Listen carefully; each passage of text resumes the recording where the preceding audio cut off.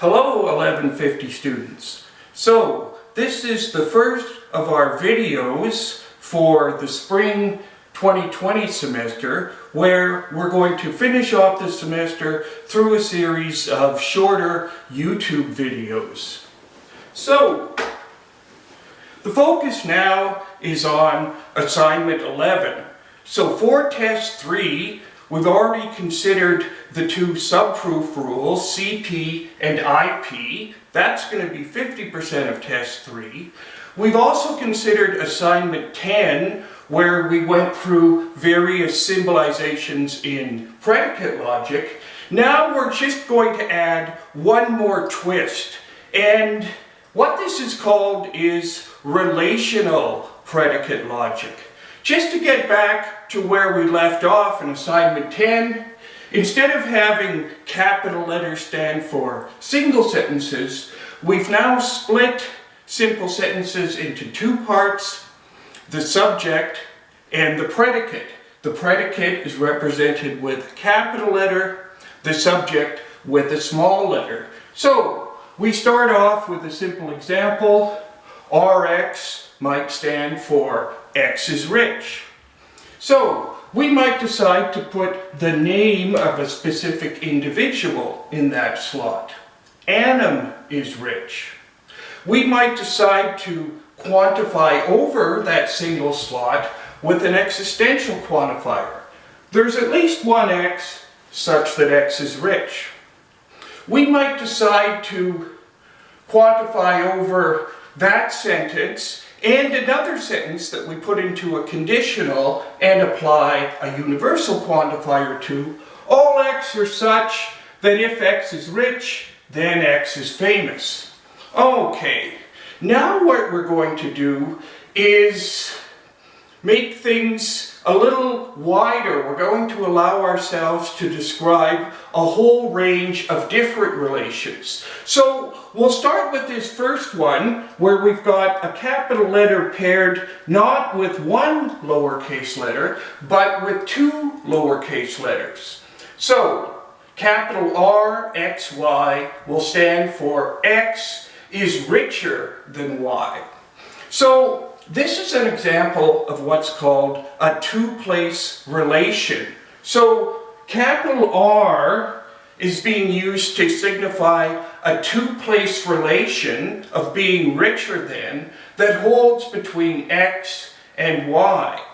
So we never had a need for this before, but we could call what we used to call predicates one-place relations. So we might decide to put two names in those two slots. So capital R, A, B would stand for Annam is richer than Bob. If we switched the order of the two names so that we had RBA, that would stand for Bob is richer than Annam. The idea here is that the innermost slot, the one where the X is, that's the one who is richer, and the outermost slot, the one where the Y is, that's the one who someone is richer than. So, we might decide to apply one quantifier to this sentence, and this would give us a sentence like this. There's at least one X such that X is richer than Bob. Or we might apply an existential quantifier to the outermost one. There's at least one X such that Annam is richer than X. Now, here's something a lot of people find confusing, and it's worth pausing to really get it straight. The X and the Y here are just being used to indicate relative slot positions. So this whole lexical definition, RXY, stands for X is richer than Y, doesn't have anything to do with the bound X, Y, or Z variables. Instead, all this is telling you is whatever's in the innermost slot is the thing that's richer than whatever in the outermost slot. So there's no problem whatsoever with putting a sentence like this. There's at least one x such that Adam is richer than x. Even though there's an x in the outermost slot, that's not forbidden by this definition.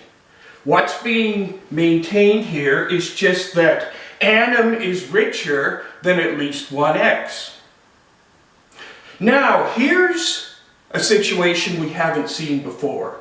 Whenever we have two place relations, so that the capital letter is attached not to one, but to two slots, we have the opportunity to quantify over both of the two slots. And here we have two separate quantifications. So for the first time, we've actually got a purpose for having different bound variable letters. So we might have a sentence like this. There's at least one x and at least one y such that x is richer than y. So here's a situation where you need to keep track of the two different quantifiers and what parts of the sentence they apply to. So this quantifier, the existential that is rightmost with the bound x variable beside it, refers to or applies to the innermost slot, namely the entity that's richer. The existential quantifier with the y-bound variable applies to the outer spot, or the entity that someone is richer than. Okay, so there are our two-place relations. Now we move to the three-place relation. So consider a sentence like this. Capital C, X, Y, Z. So we can designate that that stands for the sentence X is the child of Y and Z. So in this situation, instead of having one slot or two slots, we've got three different slots. So we can refer to them as the innermost slot, the middle slot, and the outermost slot. So the way it's defined here, C, X, Y, Z, X is the child of Y and Z. Whatever goes in the innermost slot is the child. Whatever goes in the middle slot and the outermost slot is the parent.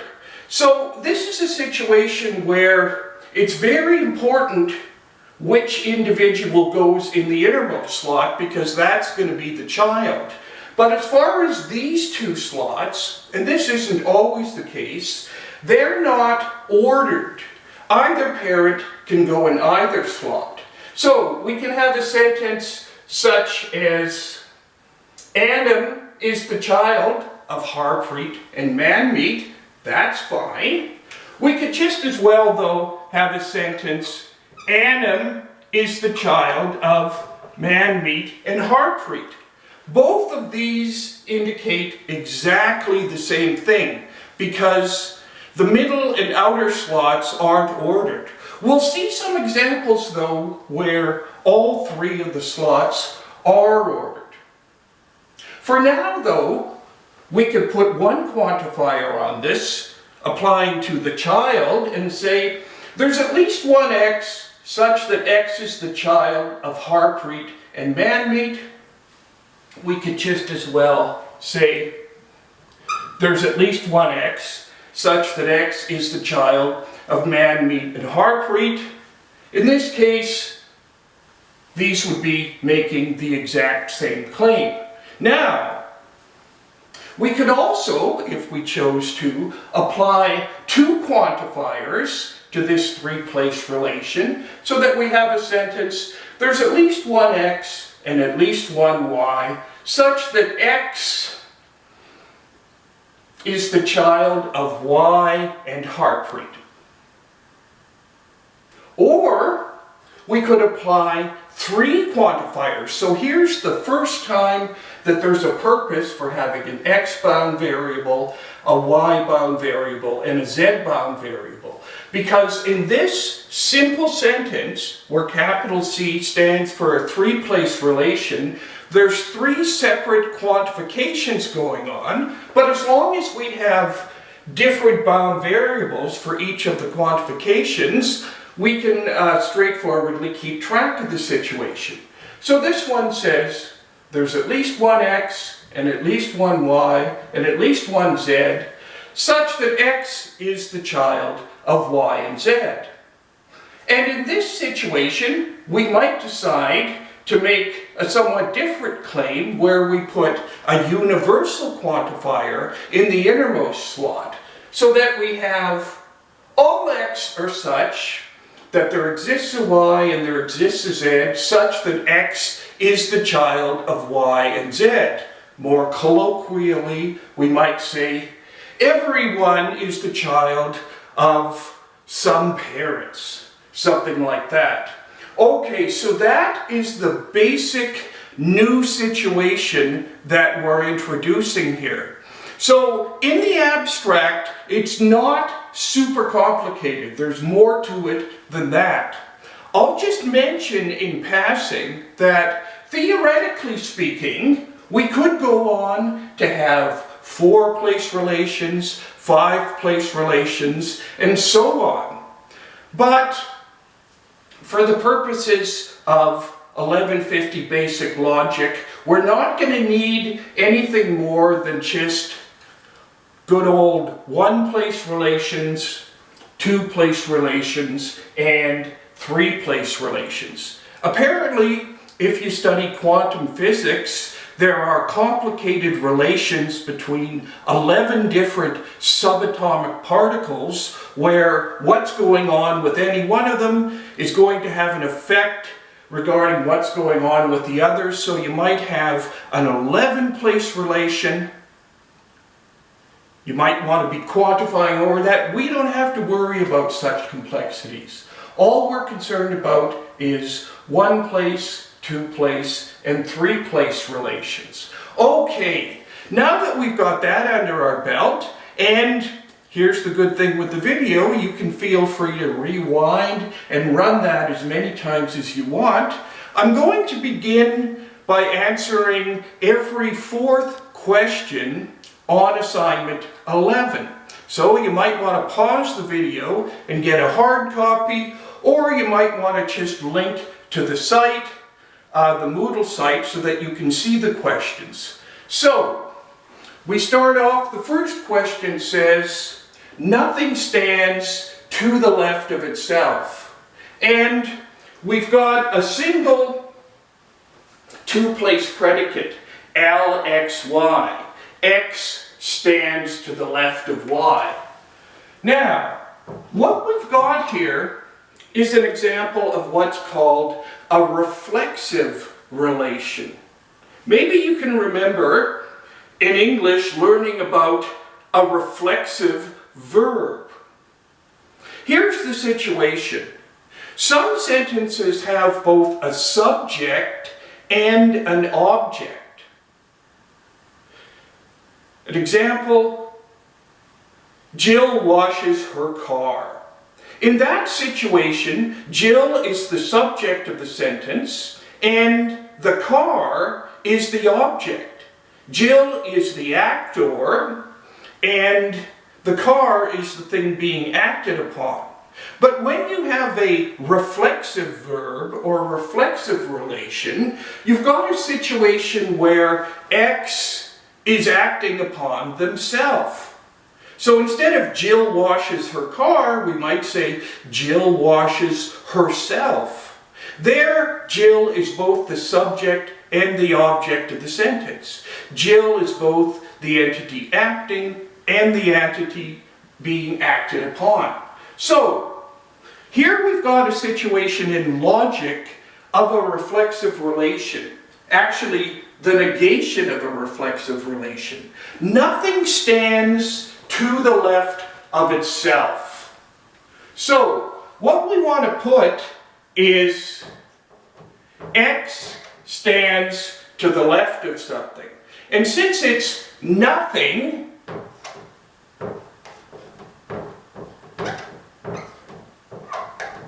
It's not the case that there exists an x such that x stands to the left of, and what do we want to put in that slot? Not y, but x. It's not the case that there exists an x such that x stands to the left of x. And remember, when the lexical definition, LXY, x stands to the left of y, that's not disallowing us to put x in the outermost slot. The x's and the y's in those lexical definitions are just being used to indicate slot position. So this is exactly what we want. It's not the case that there exists an x such that x stands to the left of x. This one's simple enough that the equivalent, probably just as easy, all x are such that it's not the case that x stands to the left of x. So, that's our first question on Part B of Assignment 11. Now we can move to question 4, which says, some financier is richer than everyone. So here we've got two one-place relations. X is a financier, X is a person, and one two-place relation. X is richer than Y. This is a typical situation where you will have some combination of one-place predicates or one-place relations along with two-place, perhaps three-place, depending on how complicated the sentence is. Now, I've never liked this person situation. I suppose we can assume that the financier is a person, but for simplicity's sake, let's just leave that part out of it. So, we will make no commitment regarding the personhood of the financier. So, the English sentence says, some financier is richer than everyone. So, there's at least one x such that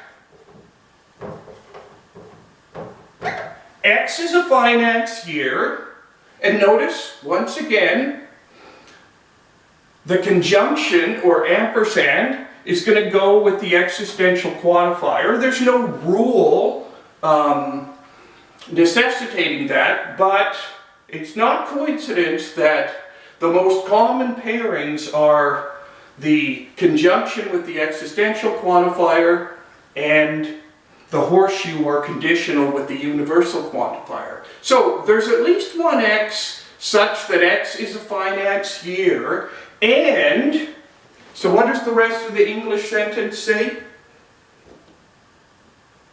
That financier is richer than everyone. So there's at least one x such that x is a financier, and all y are such that if y is a person, then x, the financier, is richer than y. So, what we've got is a situation where the y-bound variable attached to the universal quantifier applies to the two parts of the conditional. Okay, folks, you might have noticed a little change in the whiteboard here. The previous video just kind of stopped. It decided that I'm only allowed 19-minute videos, so we're going to pick it up from here. We should be able to finish off the video where we're considering the remainder of Part B. So we move on to question 7. No deity is weaker than some human. So the one-place predicate dx, x is a deity. The one-place predicate hx, x is a human. And the two-place relation wxy, x is weaker than y. So, no deity is weaker than some human. So, one way to do this is the negated existential, where we say it's not the case that there exists an x such that x is a deity, and, okay, what do we put here? No deity is weaker than some human. At this point, I've got to tell you, I'm not the one who made up the English language, but consider the following two English sentences. No deity is weaker than some human. No deity is weaker than any human. Do those two sentences say something closely related but different, or do they say exactly the same thing? It turns out they say exactly the same thing. So here's what you have to watch for in many languages, including English. Sometimes the way in which logical relations are communicated is a little bit confusing. This is why I always recommend think for a moment, what exactly is the English sentence committing you to? And then the second part, how can I capture that exact commitment using the symbolic notation? And this is why there is no mechanical set of methods I can teach you. So, that being considered, once again, no deity is weaker than some or any human. It's not the case that there exists an x such that x is a deity, and there exists a y such that y is human and x is weaker than y. Now, notice the brackets that are necessary at the end. We need a round bracket to indicate that there's a conjunction here that the existential quantifier with the y-bound variable applies to, but we also need the other square bracket so that this existential quantifier with the x-bound variable ranges over the entire sentence. So, it's not the case that there exists an x such that x is a deity, and there exists a y such that y is a human, and x is weaker than y. No deity is weaker than some human. In this case, the universal will give us a symbolization that is at the same level of complexity. All x are such that if x is a deity, so remember, no deity is weaker than some human. All x are such that if x is a deity, then all y are such that if y is a human, oops, we don't want a conjunction here, we want the conditional. If y is a human, then it's not the case that x is weaker than y. And once again, we want two sets of brackets, so the square brackets indicate that the universal with the x-bound variable ranges over the entire conditional. These brackets indicate that the universal with the y-bound variable ranges over the smaller conditional. All x are such that if x is a deity, then all y are such that if y is human, then it's not the case that x is weaker than y. And an equivalent way of saying that, there is no x that's a deity where there exists a y that's a human and x is weaker than y. So, as always, either of these two answers would receive full marks. for the exam, you are only responsible for a correct answer. In general, it's going to be the case that there's a very limited range of alternative correct answers that depends on how complicated the sentence is. Just focus on the answer that you give and make sure that it's a correct one. That being said, since it becomes prohibitively complicated for me to provide all of the correct answers in the solution set, you may have given an answer to a particular question which is correct but different than the one I gave. So in that case, feel free to contact me to inquire about whether or not your answer is correct. So we now move on to question 10. Question 10 says, no one who is poor is richer than someone who is wealthy. So here we've got OX standing for X is a person, and the reason for that is that PX is going to stand for X is poor. Then we have RXY, X is richer than Y, and we've also got one more one-place predicate, WX, X is wealthy. So, once again, structurally question 10 is kind of like question 7. So we can do a universal or a negated existential. This time let's start off with the universal. No one who is poor. In other words, all X are such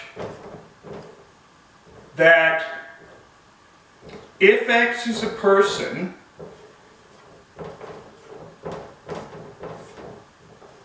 and X is poor, then certain things are going to hold about that person.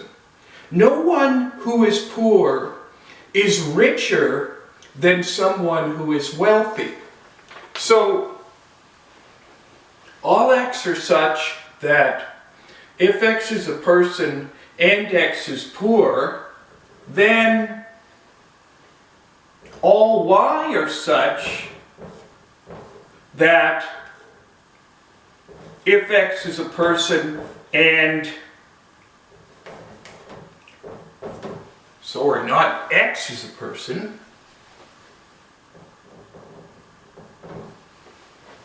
Y, of course.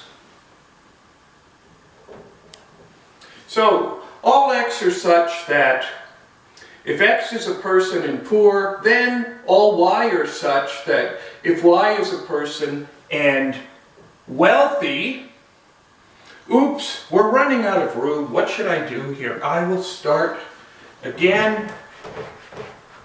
I'll put it right over to the board instead of beside the 10. So, all X are such that if X is a person and X is poor, then all Y are such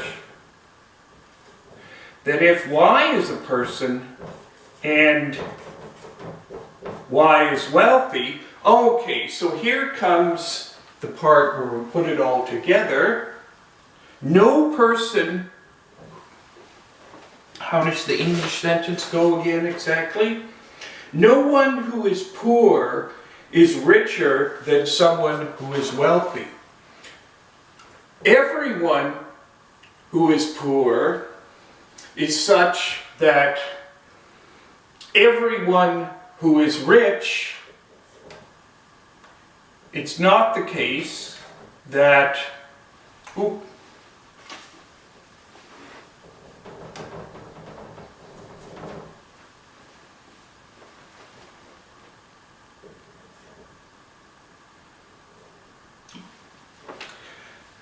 things are going swimmingly here. Okay.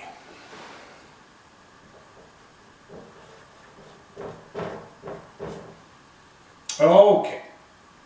So, notice the bracketing situation.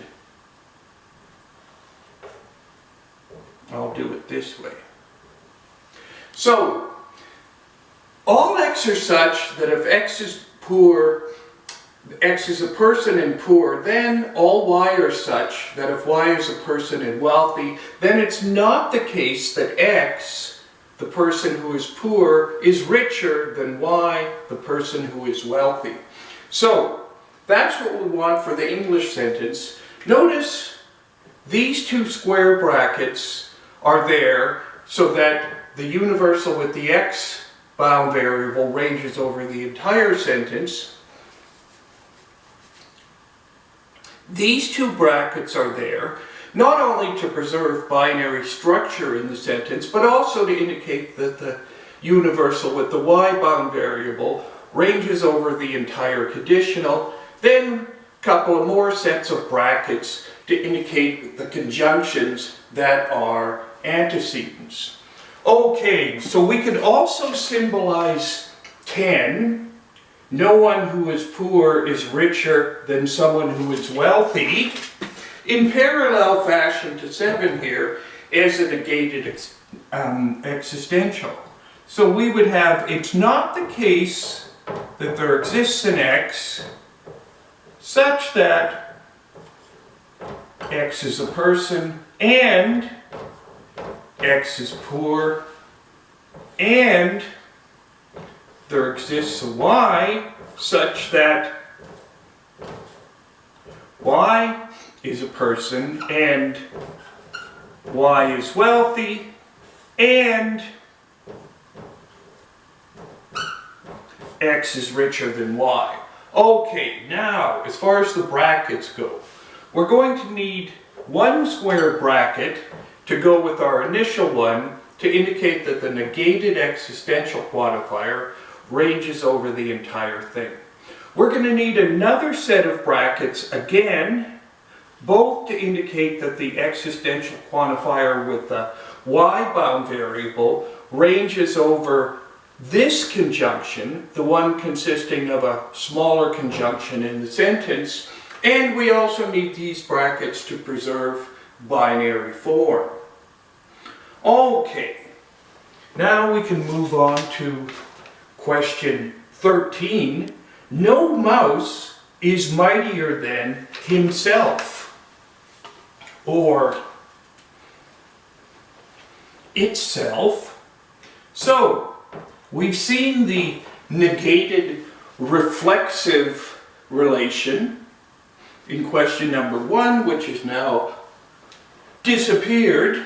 See if we can remember how this goes.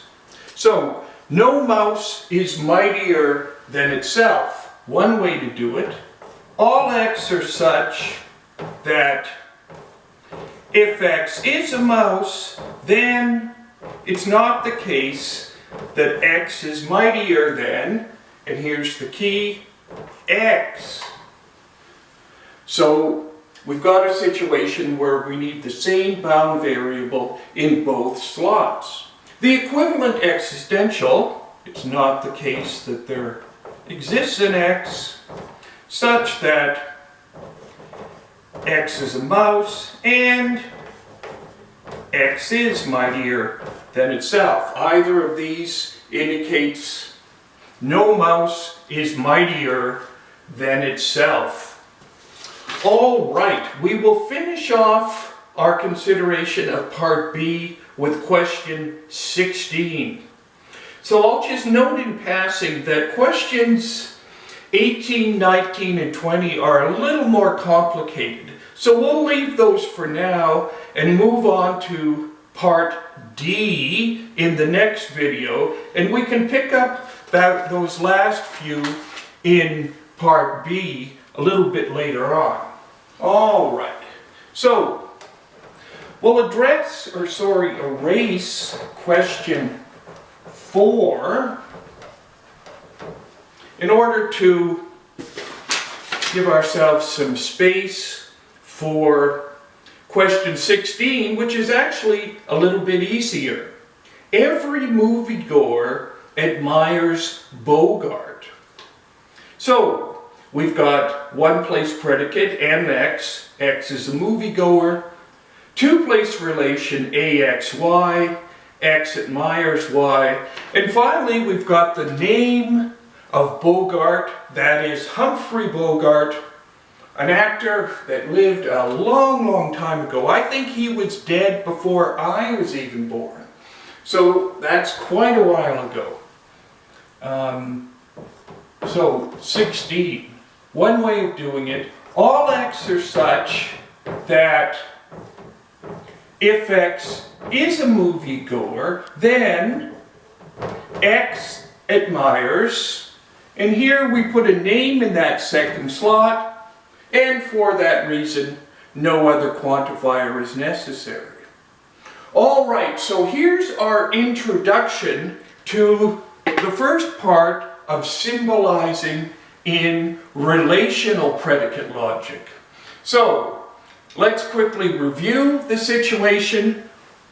We've moved on from having just one-place predicates, that is to say, properties or qualities that apply to single objects, so that we can consider relations that apply to two different objects with the two-place relation, and we're going to start considering situations where three different objects are related. So try out the remaining questions in part B before you look at the answers, and look forward to another video. It might be coming later today or tomorrow for sure, where we consider the exercises in the middle part of assignment 11, namely part D. So remember, if you have any questions or concerns so far, feel free to email me, and either by email or phone or possibly by video, I will try my best to respond to those questions. Keep in mind, as has been happening throughout this course, this stuff might seem harder than it really is because it's different than anything you've seen before. The more familiar you become with it, like so many other things